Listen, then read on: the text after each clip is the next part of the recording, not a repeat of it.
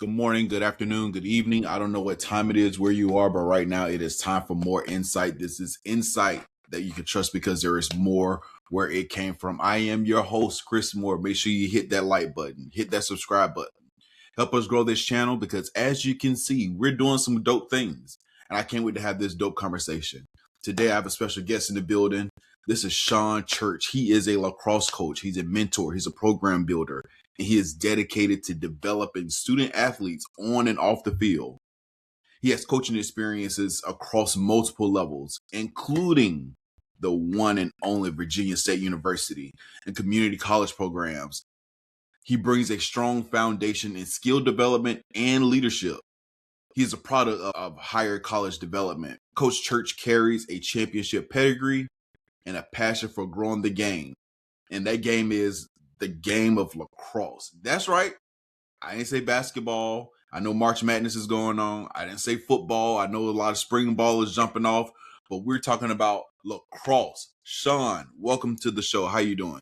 Thank you for having me. Really excited to be here. I'm doing very, very, very well. I know we're in March Madness, but we're in the heat of the lacrosse season too, as they would say. Everybody's in the heat of their conference play, and as we hit April and then into May, we'll have our March Madness fun when we get to our playoff play. So we play on Memorial Absolutely. Weekend too for the championship, which is pretty iconic for our sport. We've been doing that almost for like 60 years plus. I'm excited to be here to talk a little bit about my journey, my experience in the sport of lacrosse. Hey, man, I love to hear it.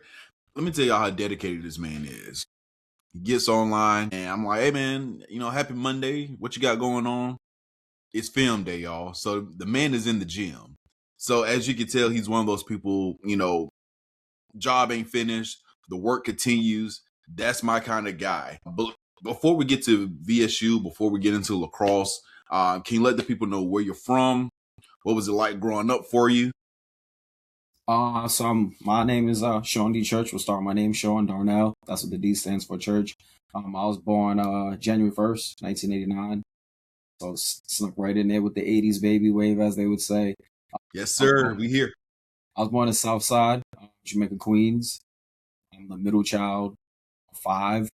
So I was the third one. Then my younger brother, Corey, and Jaden, and I have an older brother, Mike, and a sister, Alicia. So that was like my immediate family. I have a couple other siblings from my dad's side, but my immediate, who I grew up with, those five siblings, mainly in the Queens area, South Side area. And then in middle school, I kind of moved to the Long Island area, Uniondale, to be exact. And that's where what we're talking about today, lacrosse. That's where lacrosse was kind of introduced to me. But I was a normal city boy, I guess, as they would say. 718 till I died, 347. Spent a lot of time on Merrick Boulevard, Springfield Rifles, Rosedale Jets, football type stuff. Played basketball like everybody else. Again, normal Bronx Zoo over the summers, jumping the turnstile, bus life, train life, NYC with the boys when I was around a teenager, just innocent trouble, as they called it, growing up in the city, But what I learned now that I look back on it as an older person, just what you're going through is magnified when you live in a place like New York. It's kind of like everybody's going through what you're going through, so you kind of numb. Everybody's kind of in a single parent home, or everybody kind of live with grandma or with an aunt. Everybody's kind of like, you can tell things are rough for everybody, but it seems like everybody always found a way, and that's kind of what a lot of like just my early upbringing kind of was like, things always kind of be overcrowded, but everybody being okay, things not really being like the end of the world. You're around your brothers and sisters, you're around people that, you loved you. I have my grandparents and people like that, but I always had talks about what my role was when I was an adult, which was changing the generation, changing, what my kids' life would be like, changing what their perspective would be like. So again, at the same time, like it felt like struggle. It felt like everybody was always persevering around love, and everybody was making it in their own light. But I would say my upbringing, a lot of what I did see growing up is a big motivator, and how I carry myself is one of the motivators. to have the passion and the fire and the desire to continue to do what I do, because it is very hard. It is very mentally draining at times, especially where we are in our program being still young. There are some games where it's just really rough, but there are moments where I'm on the sideline, and I remember nights not having food, or I remember days having to give my food to my little brother who had to take his cerebral palsy medicine, or you know, waking up late and hearing my mom cry, or seeing my grandma cry when my Uncle Steven passed away. Like, just remembering those moments of things that make me snap out of it quick and get back to my underdog mindset, because I know things were a lot worse where I'm from, and I'm living in paradise kind of right now. So it gets me back to my hunger mode. Man, there's so much that you said in there, and I'm gonna tap into a little bit of everything that you stated. One, that underdog mindset, coming where you from, Southside Jamaica, Queens. Of course, based on what we're told, we understand the type of environment that you grew up in. Who knows what was going on in the streets? Also, we know that New York is like is the mecca of basketball. So how did you find yourself into lacrosse? When did lacrosse enter into your life? So again, I played basketball like everybody, Gauchos and Long Island Lightning, all that stuff. But when I got to when I had to middle school in Long Island, I'm at Uniondale, we were split into two different middle schools, Lawrence Road, Turtle Hook. But then eventually was going to migrate to Uniondale High School, being one team. I was good enough to make the middle school team in 7th and 8th grade at Lawrence Road, but I kind of saw the writing on the wall. I'm going to high school. The starting point guard on our team, the A team, he was 6'2". I was the B team point guard. I was only about 5'3". I was a nice assist man. I had a nice little shot, but I knew I wasn't about to be the starting point guard over Cliff Brown when we got to high school. So I was a pretty good wrestler as well. I took a really nice liking in lacrosse too in 6th grade. Coach gave me a stick, told me I had to practice up, kind of gave me a routine to work on. And when 7th grade came, I was able to play on the actual team. And I didn't even think about it. Once I got to high school, my path was football, wrestling, and lacrosse. I kind of just played basketball to have fun with my friends. But I don't know, something called me to lacrosse. I'm Apache Native American. I have a little bit of that in me. Like my grandmother, Rosalind, always kind of talked to me about that growing up. So I do know I have Native American roots. So maybe that's why I did have so much of a pull in to wanting to play lacrosse throughout my athletic endeavor once I learned it. But middle school, once I got out of Queens area and I got to an area where they offered it at Uniondale, which they did. They offered swimming. They offered a wrestling team other than basketball, football, volleyball. Like, they just really offered some different sports that in the boroughs they're not going to offer it. So just moving to Long Island genuinely opened a wide variety of things that I was able to do. I mean, my first year in 6th grade, I was on a dance team. I was the only boy on a dance team with like 60 girls. It was something to do. It was something different for me. And I just tried to take advantage of everything I could. We have the yellow bus now. I wasn't worrying about an MTA bus no more. You just had to catch the one at 3:30, 4:30, or 5:30, And to me, coming from New York City, even though I was young, it made life almost kind of more efficient, if you know what I mean. Because in the city, it's like, you don't know, you know what I mean? It's so busy but in Long Island was almost like I was able to take how fast I knew I had to move in the city, and I was able to move a little slower, but still fast in Long Island. So I was able to just take advantage of a lot. After school programs, I was in the marching band. I joined as much as I could, man, when I moved to Long Island. I did everything and anything. But lacrosse athletically definitely stuck out. Question for you. Were you the only person of color, or was it more? No, so when I originally started playing lacrosse in the Uniondale area, a lot of young men and young ladies were like me, African American, Islandish ties. Hispanic population was very big. So though, again, we all lived in Long Island now, people just had a little bit more money. Circumstance was just a little better. We were in the suburbs a little bit. But I started playing lacrosse with a lot of minorities, So as I started going to high school, started going through high school, I started seeing how good I could be. And my mom kind of knew I couldn't stay where I was. We weren't competitive enough to get me recruited. So I eventually, in 11th grade, I went to Hicksville High School, which was a Class A, like top 5 team every year. So I kind of made a family decision eventually, that I knew I wanted to play lacrosse. I wanted to go to college for it. And I just had to get to a high school that was going to better equip me to get noticed and to make a move. So that Man, was Hicksville. it's so dope to hear this kind of stuff because, I play golf. And granted, I started playing, during COVID. Mm-hmm. I can imagine, and I've actually had the chance to speak with some golfers who were playing as kids and have essentially the same experience as you. Like, they did have some people of color on the team their story, for the most part, it was just outside in. So my question to you now would be, did you have any identity struggles? Because one, this isn't like something that we do, quote unquote, but you also have the support of people who are like you, if that makes sense.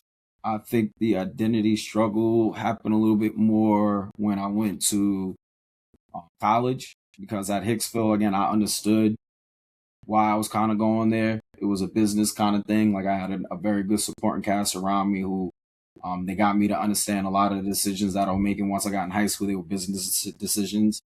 And once I got into college, that same supporting cast got me to really understand the decisions I was going to make in university, whatever I was going to do. They were business decisions to get me to where I was trying to get now. But I would say some of the identity stuff was a little bit more when I got to college. At Hicksville, again, I was like 2 years here. I knew I was going to Onondaga Community College. I wasn't even going to play the D1, D2, D3 game yet. I was going to go develop more. They were having a good run. They were starting to get the championships rolling. And I wanted to get on the field. I knew once I was a junior, I can go anywhere. And I was going to give myself a good opportunity to learn how to be a champion.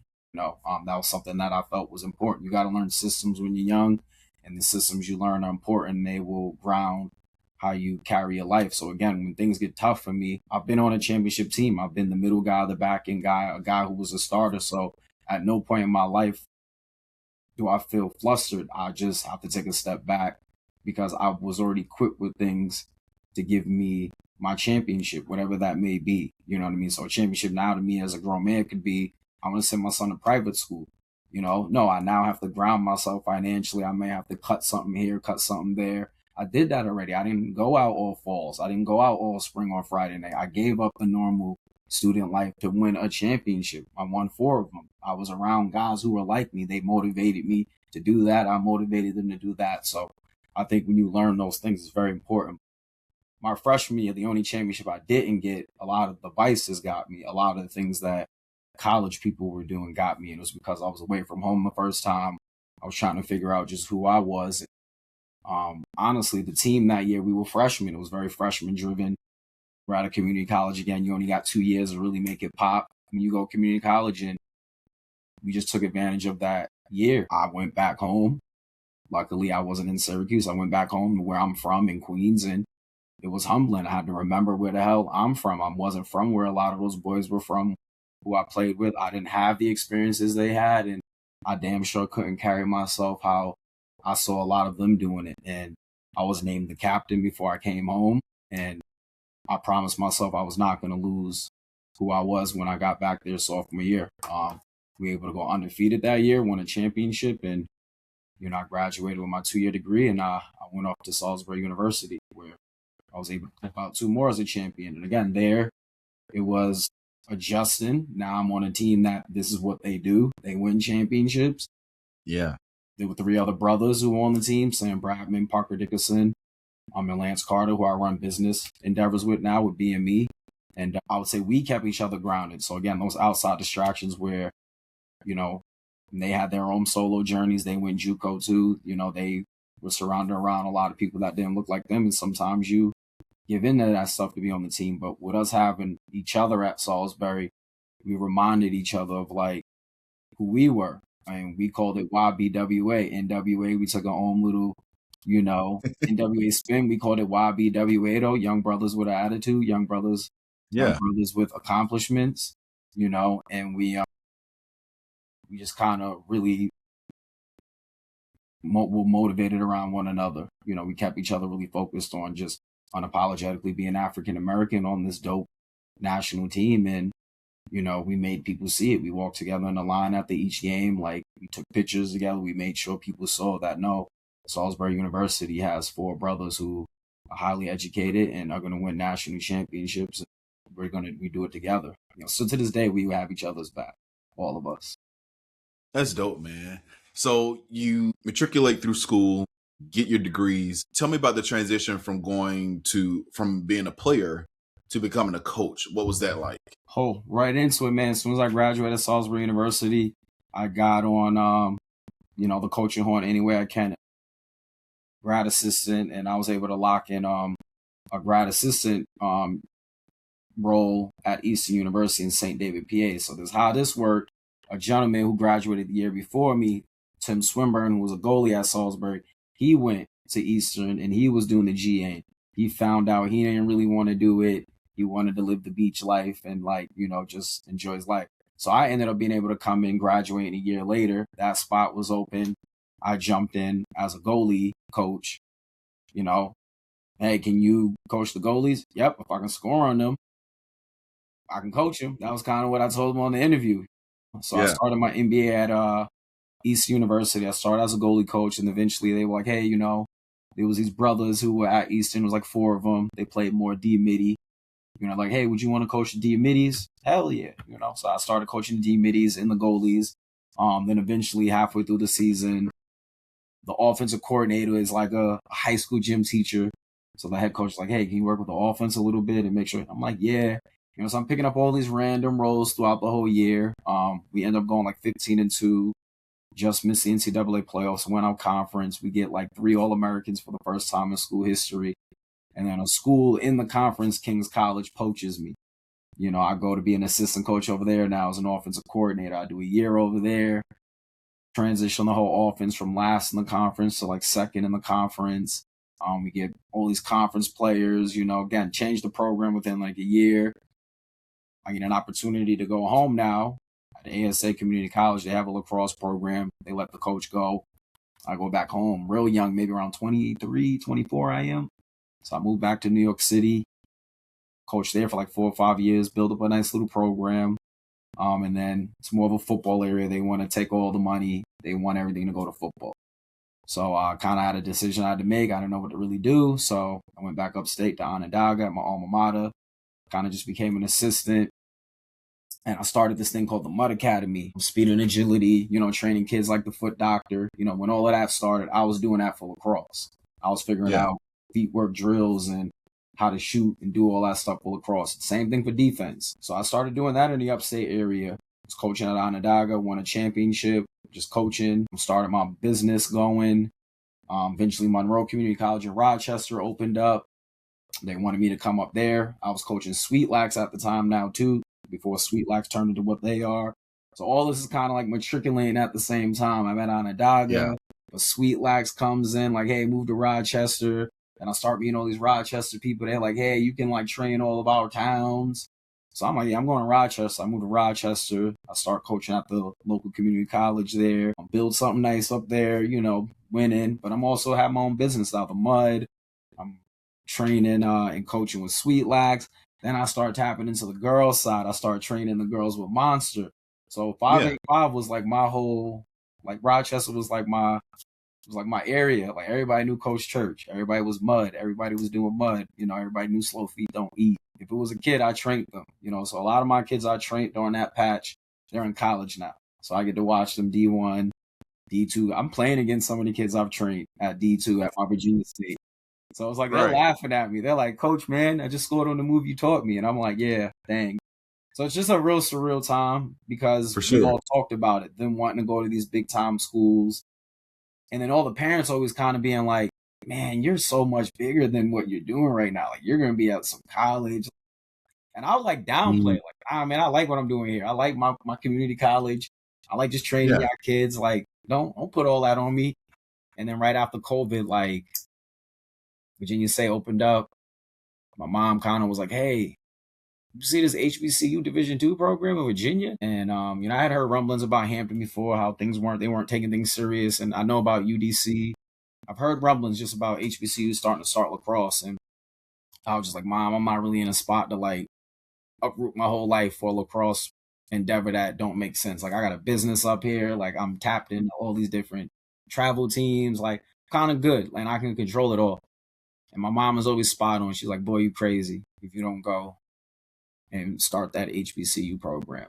And she's right. I applied for it, and I've been the head coach of Virginia State ever since. So I've had a nice journey, just kind of like again, Yeah. junior college, a couple D3s, helped build some travel programs, built my own company, and now I'm running a company with my best friends, Lance. We run events, we got apparel. He's an agent, so he does stuff with NIL and in kids and stuff, but I'm kind of in the area now where I'm like, I see a market where our kids are getting left out and being able to um, get the right coaching or be able to be at events to showcase themselves or even be at events to be honored, and compete against other kids that are the same caliber as them, more importantly, minorities. So that's kind of like the lane I am in right now, as well as being, a face or one of the faces of, this growing HBCU lacrosse side. We got women's lacrosse here too. Coach Lawrence went to Howard University. We got UDC again. Coach Matthew Merritt, who I played against, and as a young coach, Vincent Culpepper, who's at Hampton, running the helm there now. He coached against me in the NAL, which was a program, a minority pro league that started a couple years ago. It's not running anymore, but we competed against each other, so it's pretty cool. Howard's head coach, Coach Karen, she plays Team Jamaica on the women's side, so Oh, cool.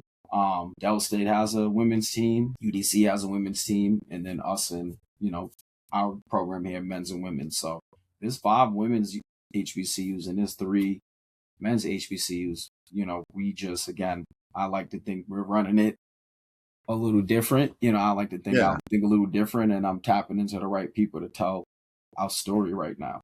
But this thing is brand new, and it's silently building. One thing that you mentioned was you're seeing that there's an area, there's a space where you feel that you're driven to, and that's building the game. What are some ways, Shaun, that you feel that you can help build knowledge within our community, build familiarity with our community with the sport of lacrosse? What are those gaps that you're seeing? I think that's it right there, and I think that's the one me and a couple are like a collective are really seeing. Again, I'm Muslim, so I'm more like a Malcolm guy in my thinking. I think at times you need your own, and if you want certain things to look a certain way, you got to build it, and you got to do it a certain way. Some people may not think that or agree with that, but I think especially in a thing like lacrosse, that you kind of need your own resources, you need your own lane of doing things. So you need everything, brother. Let's start from you need media. You got to be able to even tell what's going on. If they won't talk about what you even have going on, how can you now reach the masses or even reach anybody that it may touch? So I think media is very important, whether it's people like you, Chris, who can tell the story, or even guys like videographers or photographers who are actually capturing moments that may not be able to be replayed out or relived. You know what I mean? In my lane, lacrosse. Again, where me and my boys stepped in with BME, Be More Elite. We do events. What kind of events? We do events where young men can get recruited. I'm using my platform of knowing other coaches at D1s, D2s, D3s, MCLA club level, and I'm able to run an event now where I invite my friends to now see kids that they may not even look to recruit. And that's where the underdogs event comes in. We've done it for the last 3 years. We have the BME experience coming up where we do the same thing over the summer, but then we threw a twist on where we honor our all-stars, our seniors who are graduating. So you got Under Armour All-American and you got Nike All-American, and they're honoring all the kids that everybody already knows. BME honors kids within our network, Black, minority, that we know, that people we all know within our pipeline celebrate, and again, and with time, it's only within our network, but I know we'll grow. What's another one? I don't know. Maybe if certain brands will maybe want to start partnering and working with us, we can showcase what it is we look like when we want to play this sport. because not every kid looks like what a lacrosse player looks like that they want to portray to us. That's another one. This stuff you look behind, you see a shaft or let's see a head. Engineers. We need engineers. We need people who want to create equipment that are affordable. One of my favorite NBA players, Starberry, he tried it, and they blackballed him and kicked him out of the NBA, and all he did was move to China, and now has 2 universities and statues named after him, and has a line that is actually official, and it's not what they were saying was watered down when it was Stephen Barry. So I think this is a real big area where for us as African Americans or minorities, they have the game gridlock. This is a $100 head. This is just the head. Now a kid who plays defense now has to get one of these. That's 139. It's 180. So for you to even have a lacrosse stick to start out to play defense, you're putting out $300. That's not even talking about you got to buy one of these bad boys, which is another $350, $360. So again, you're asking me and where areas where we could, or where areas where I see that people are not seeing the bigger picture in my community. It's things in like that. Like, they own the market when it comes to the equipment and how we should be, what we should be wearing and the price it's at. So it's like, for a young man or a young lady coming up in a game, where's the opportunity? It is so funny that you say that, because I worked at Dick's Sporting Goods in my early 20s. I worked in the department team sports. So I was selling lacrosse sticks. I was selling lacrosse heads. I was selling the nets. I was selling the helmets. So I know how much that stuff costs. So when you're picking up $30. Yep. $30 for this. Not to mention you got to get it done. Stringers. So you know what I'm saying? So now we're seeing the same thing with golf. We're seeing the same thing essentially with tennis. Those sports that we're not seeing our faces at is because we're priced out, which brings up a whole nother issue, which speaks to systematic racism. But that's a whole different conversation that people are not ready for. But it would behoove more companies to go into these inner city schools, to go into these inner city communities, to go to the Boys and Girls Club, establish these programs, at least give. The reason why people aren't as developed as they should be, or kids aren't developed as they should be, it goes back to how old pictures were developed. They had to be placed into the light they had to get exposure in order for those pictures to be developed. And that's why we're seeing a lack of development, because we're not getting the exposure. We're not getting that light shine to those young kids to say, hey, this is an option. You only know what you're exposed to. And that's one thing that I've learned since I've had a child. Since my son came into this world, he's 4 now. The only reason why he knows about wrestling is because I've exposed him to wrestling. The only reason why he knows about golf is because I've exposed him to golf. So it's imperative that we as a community, those who are involved in lacrosse and those who don't even have an idea what lacrosse is, there has to be some type of merging. I remember in high school, even middle school, my exposure to bowling was we actually did bowling in gym. That's how I learned how to keep the score in bowling. Nothing wrong with learning. If the programs are afforded to us, if the programs are provided for us, there's no end to where our race can go in any sport. Well, we do a summer camp every summer. So I get a week where I'm able to, introduce it to some kids from Vernon Johns Middle School, which is one of the middle schools out here in Petersburg. Mind you, there are 3 of them. There are also 4 elementary schools. There's 4 elementary schools that go into 3 middle schools, and then they have 1 big high school. Our basketball team just won the Virginia State Championship. And some of these kids, man, there's like 100 kids at basketball tryouts, but the coach is like, there's only 15 guys that make the team. So in the fall, for a month and a half, we pushed in to 2 blocks of gym classes for a month and a half. And we taught the kids lacrosse at Petersburg High School. I'm slated to go to all the elementary schools all of May. Next year in the fall, I'll be at the middle schools. So by Christmas next year, my gift to Petersburg will be that I've taught every kid at least what lacrosse is. And the bigger plan is Petersburg's ready to start lacrosse next year in the spring. So, and here's the other thing that you're doing with that. Now you're building a pipeline. And then those kids who Now they are got to graduate and be ready to take the. But again, yeah. So I think the biggest test for me right now is has been patience. You know what I mean? I'm a dad for too. I have sure. a 4-year-old who's about to turn 5, and I have a 2-year-old who just turned 3. So I think it's that as well. Just staying passionate with parenting and how you need to be as a parent. But I would say that as far as in lacrosse and my direction, especially coming out of Ramadan, I'm very focused on knowing what it is I'm trying to achieve as the head coach here at Virginia State. But my goal, as far as what I think I'm going to try to attempt, well, what I know I'm attempting, is it's very light, as you would say. I know what I'm going after when it comes to that too. So For very sure. exciting time right now.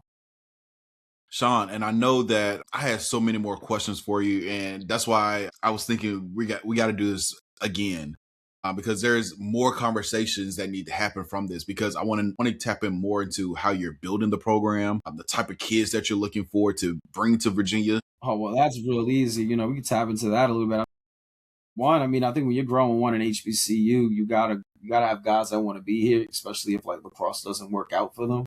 So I think For we're sure. looking for people that genuinely want to be at Virginia State. I don't try to oversell what we're doing here because we still are at the infant stages. This is our 3rd year having like a team. Hmm. So no, this experience is going to be for a different type of kid. You know what I mean?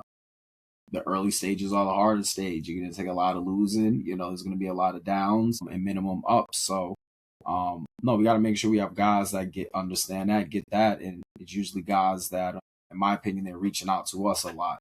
A guy who's looking for the red carpet, they're going to go somewhere where just money or the glitz or something glamorous is just better. So I think we're just looking for guys, one, first, that we don't want to be at our university. They want to be educated here. They want to do things other than lacrosse here. You know what I mean? That's been the most important thing I think I've been recruiting. And then of course talent, making sure they're talented. They have a certain level Absolutely. of talent. But our first pillar has genuinely been trying to get guys that we know want to be at Virginia State. So one, we're alleviating them from having to go to the transfer portal or wasting money or doing any of that stuff. So no, if you for your first 5 years, 6 years, you just recruit guys that are on you and you just sift through the talent and what guys you can work with, what families you want to have a part of your program to help you grow this thing out. And that's more of what we're looking for now. For a transfer, I would say you're looking at why maybe they're leaving where they're leaving, you know. And for us, I'm usually looking for if it's a guy that is from Virginia, you know what I mean? Because it's just a better choice for them usually because we are an in-state school. And if we can usually get a guy who um, would be a freshman redshirt or a sophomore redshirt, I kind of like those better because now I have some time to actually get them groomed into my system. You know what I mean? I don't really like. I mean, I'll take a chance on a grad guy here or there, but I kind of want to get away from that. You know, I want guys that actually can grow a little bit into the program. And they can get a little bit more from the university and they can use a lot more of our resources we have on our campus longer, if that makes sense. It definitely makes sense. A couple more questions and I'll get you out of here. For potential athletes or student athletes who are interested in the Virginia State program, where can people follow you all? Where can they keep up with you all? Well, we are on Instagram, VSU Trojans and Blacks. You can follow me at Coach State Made on Instagram as well. You can also go to govsu Trojans.com and you get access to all of our sports and what we do. We are also on Huddle Fan TV. If you want to check out any of our games, we do have playback, free options to watch all of our games. Yeah, I kind of stay away from Twitter right now. It's too many other things to handle. But yeah, those are our main sources, our platforms. Oh, you also have VSU Sports, 1882. You can follow the athletics page in general, and of course there are posts about VSU men's lacrosse. I love it. Yes, sir. I call this "Give Me More." What do you want more for yourself and for the rest of 2026 going forward? For me, I think to be a little bit more selfish. I think as a coach, you do a lot for a lot of other people. Maybe it goes unnoticed, unthanked, whatever the case may be. But I think personally, for me in my life, I'm trying to put myself a little bit more first and put myself in positions that I know I deserve a little bit more, and not really back in myself. This is a real hard job I do, and if I'm able to do this, and I collect a lot of data. I'll put it that way. I collect a lot of data, and for me to like go home at times and feel like maybe I'm not adequate or I'm not as equipped to do other things, I can't allow it to happen anymore, to be very honest. You know what I'm saying? If you get what I'm saying. If you get what I'm saying, you know what I mean? It's like, put it this way, you're the number one sales rep at Apple, but everybody makes you think like you're not, After a while, you're like, I could run my own Apple maybe. Exactly. And I think that's kind of where I am. My space. And it's been like this for a while, and a lot of the endeavors I've done throughout my life, I've always kind of felt like at a certain point of me doing it, I've been like, am I getting hoodwinked that maybe I could be doing a lot more than what I'm doing, or maybe I should be getting a lot more value what I'm doing. And I think I'm just where I'm at in life, where I'm ready to go get my full value, because I know who I am when I put all my chips on me. Hey man, bet on yourself if you don't bet on nothing else. All black. There you go. Bet black. I call this 3-on-3. These are 3 questions. You give me your top 3 answers. I listen and I don't judge, as the kids say. I know where you're from, so I need to know. Give me 3 of your favorite New York rappers in any order. 51st, always. That's probably one of my role models. Not for some of the trolling and antics, and at times maybe some of the trolling and antics he does do is warranted at times. But I definitely would say 50. And I'll give you 2 newer NY guys. Well, no, they're not newer, but they're younger. I would say Chef G and Sleepy Hollow. I like them too. Okay. You talked about mentality, man. Give me 3 athletes that you admire their mindset the most. I would definitely say Derek Jeter's one. Oh, for sure. Derek Jeter's one guy that I think, just had a lot of ups and downs in his career. Had a lot of success, young, because he won a Little League World Series and stuff like that. But just how he was always out of the spotlight. You never knew much about him, whether his ups were ups or his downs were downs. I just really liked how he just handled himself in the spotlight, even when, Alex Rodriguez drama, whatever it may be. He always seemed like even keel. You never really got how he felt about anything, and I really admire that. The second person I would definitely have to say is the Mamba, Kobe Bryant. I read a lot of just his books. His mental stability coach. Read a lot of his books, Gary Mack. So I would definitely say I'm kind of like a Mamba mentality type dude. I definitely push myself to the limit. I think that time and effort does max your outcome. So I'm one of those guys like, no, I still to this day shoot. Every day I'm hitting the wall. Every day I try to stay game ready. So I'm definitely more one of those guys. I was more of like a Mamba guy, I would say. Kobe, and then one more athlete. We'll go New York. One of my newer favorite athletes. We're gonna go with Jackson Dart. I'm a New York Giants fan.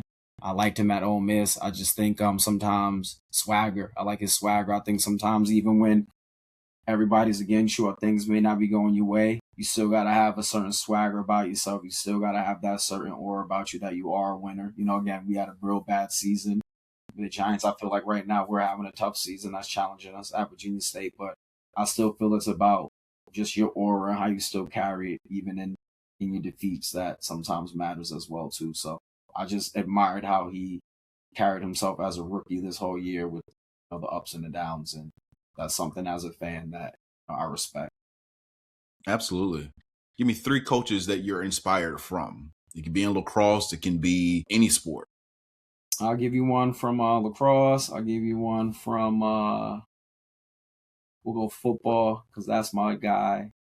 And then we'll take one from basketball. I'll do one from those 3. So we'll start at basketball. My favorite coach in basketball, I would say, is Phil Jackson. His Zen approach, just trying to keep everybody at even keel, getting everybody to understand, their roles on the team. My thing is called MUD, MUDD, MUD, mental, understand, discipline, dedication. So those are kind of like my pillars with my players that I try to make sure I tap into them with every day, because I think that's where it starts. If your mental's off, nothing else in the day freaking understands. And if you don't have understanding of what's really keeping you rocky or not feeling the best, you can't then be disciplined or dedicated in what you're trying to do. So mud is an acronym I kind of came up with when I started my business. And, I would tell kids, check your mud grade before you come in here. Check your mud grade when you get out of here. And I think you could do it before or after anything. In practice, how do you think your guys' mental was? Oh, well, we didn't really execute. All right, well, that's a C or a D. What about your understanding and what we were trying to do throughout drills or it was good. All right, well, that's a B. What was your discipline throughout practice? Well, we were talking, we were, so mud for me is kind of like Phil's triangle offense or like his zen, how he kind of always was. So Phil Jackson was somebody I researched a lot, and I do research a lot still in my coaching journey. My football one would be Coach Tomlin. I feel like in what I'm going through as an African American coach in a sport where like it's not many that look like me, I feel like he's done that in the NFL, and I think that's something that like I've always looked up to. He's always been one of like my favorite coaches, even as a young dude watching football. I just always was like, damn, that dude different. Like, I see all these other brothers, they on teams, but they be there for like a day, and then they an assistant somewhere. But this brother, he don't budge. You know what I mean? And that's just something I always had. I know he just had his day where he stepped down or whatever the case may be, and I hope he does come back. But for sure, Coach Tomlin is somebody that, as a young African American, I hope I get to meet one day in my life. I would love to chat it with him, even if it was for like 2 minutes. He's definitely somebody I have on my bucket list that I hope to meet as a coach. But just first class, top tier. Clearly, he earns his players' respect. I think it's a mistake the Steelers kind of made. I think they should have gave him another year or two. Or give him a quarterback. Yeah, he's definitely a guy that I would say I look up to, and I hope that one day I do get to cross paths with. And then my favorite coach would have to be my coach that I played for at Salisbury University, the most winningest coach in all of lacrosse, Coach Berkman. And he's one of the first guys who told me no and made me work for something that I wanted. He's the first guy who really taught me work ethic and what consistent work ethic can get you. And the many lessons and the journey he allowed me to be on for 2 years with those gentlemen is something that still to this day I know I cherish every day of my life, even as now I build my own program. All the things that I did for 2 years, the things that I try to carbon copy or manufacture here. And, any call he gives me now, it's always, it means a lot, but I know that I've gotten his attention and what I'm doing over here. And I know I've made him proud. So that's your job as a Seagull, make something better than when you found it. And no matter how many games I win or lose here, I know I made lacrosse better than when I found it. Man, I'm so glad you said that.